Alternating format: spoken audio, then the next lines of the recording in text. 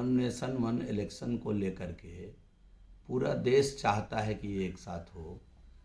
बार बार election होने के कारण आप देखते होइएगा कि देश का बड़ा समय खराब होता है। आचार संहिता लग जाने के कारण जो विकास का काम है बिल्कुल रुक जाता है। विधायक, सांसद या चुने हुए जनप्रतिनिधि उस पीरियड में कोई काम कर नहीं पाते हैं। देश के अंदर 543 सांसदों में राजद के केवल 4 सांसद हैं। तो आप समझ सकते हैं कि देश के संसद के अंदर उनकी हैसियत क्या है। वन नेशन वन इलेक्शन, ये जो लाइन है, इस लाइन पर अब राजनीतिक बवाल हो रहा है। जी हाँ, वन नेशन वन इलेक्शन को लेकर के सबके अलग अलग नज़रिए हैं। एक नया प्रस्ताव रखा गया, एक अनोखा प्रस्ताव रखा गया है। ये प्रस्ताव क्या कमाल देखता है या मिस फायर करता है, ये आने वाला वक्त बताएगा। पर इस प्रस्ताव को लेकर के जो राजनीति चल रही है उस पर क्या दिशा है, क्या निर्देश है, क्या प्रतिक्रियाएं निकल करके आ रही है। नमस्कार, मैं हूं फलक सिंह और आप देखना शुरू कर चुके हैं आगाज़ एक्सप्रेस।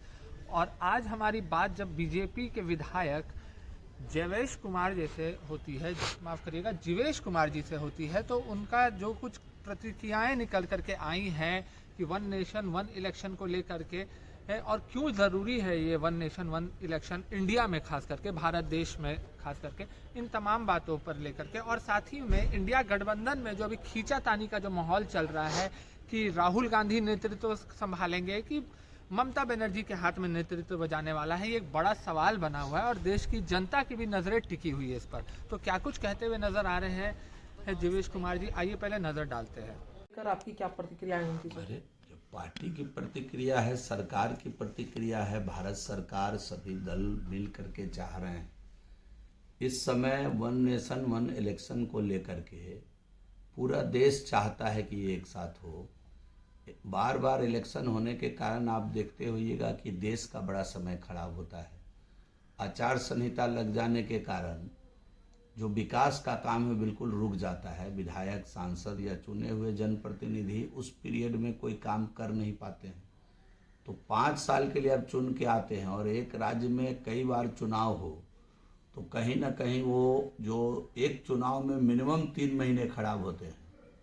तो इसलिए वन नेशन वन इलेक्शन को सभी लोग सैद्धांतिक रूप से चाहते हैं कि ऐसा हो। आम आवाम भी चाहती है कि एक ही साथ इलेक्शन हो और भारत की सरकार ने भी कैबिनेट इस बात को लेकर कर दिया है। तो हम देश के यशस्वी प्रधानमंत्री जी का आभार प्रकट करते हैं, उनका स्वागत करते हैं।